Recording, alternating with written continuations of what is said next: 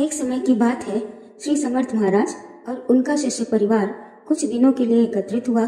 शिष्यों में परस्पर होड़ सी लगी थी कि सद्गुरु की सबसे बढ़कर सेवा कौन करता है, और सभी प्रायः अपने को सर्वोपरि सेवक के रूप में परिचय देने के लिए लालायित थे। श्री सद्गुरु से भला ये बात कैसे छिपी रह सकती थी। इसलिए उन्होंने सच्ची कसौटी पर कौन सा शिष्य खरा उतरता है, इसकी परीक्षा के लिए एक लीला रची। एक दिन जब समस्त शिष्य मंडल उपस्थित था, वे जोर से कराने लगे, मन कहीं उनके बड़ी पीड़ा हो रही हो। समस्त शिष्य घबरा गए और सबने समर्थ महाराज से इसका कारण पूछा। स्वामी जी ने कहा, पुत्रों, मेरी पिंडली में एक भारी फोड़ा हो गया है और उसमें असह्य पीड़ा हो रही है। शिष्य मंडली में हलचल सी मच गई। सभी शीघ्र चिकित्सा कराकर गुरु जी को आराम पहुंचाने के लिए आतुर हो उठे। स्वामी जी ने कहा, सुनो पुत्रों, ये फोड़ा साधारण नहीं है और ये तुम्हारी किसी भी बाह्योपचार से ठीक नहीं हो सकेगा। शिष्य आग्रह पूर्वक बोले, महाराज, कुछ न कुछ उपचार तो करना ही चाहिए।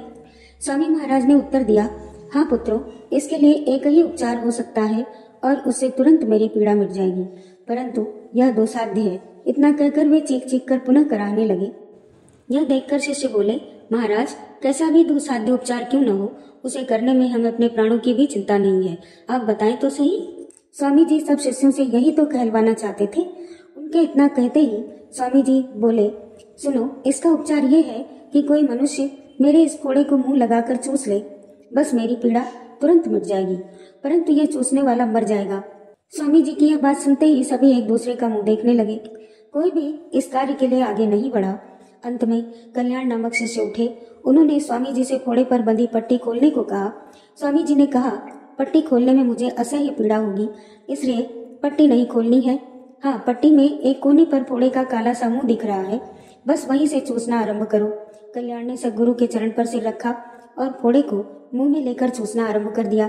फोड़े में से 2-4 घूंट लेने के बाद कल्याण ने अपना मुंह फोड़े पर पूरी शक्ति से लगा दिया और बड़े जोर से चूसना आरंभ कर दिया। उसे बड़ा मधुर स्वाद मिल रहा था। स्वामी जी चिल्ला पड़े, अरे कल्याण, धीरे धीरे। पर कल्याण कहाँ मानने वाले थे। कल्याण बोले, महाराज, प्रतिदिन आपके ऐसे ही फोड़े हुआ करें और मैं उन्हें चूसा करूं। इतना कहकर कल्याण ने यथाशक्ति सारा फोड़ा चूस डाला। अंत में स्वामी जी ने पट्टी खोली और पिंडली में से तोतापुरी आम की एक गुठली और छिलका निकल पड़ा। यह देखकर सभी शिष्य लज्जित हो उठे।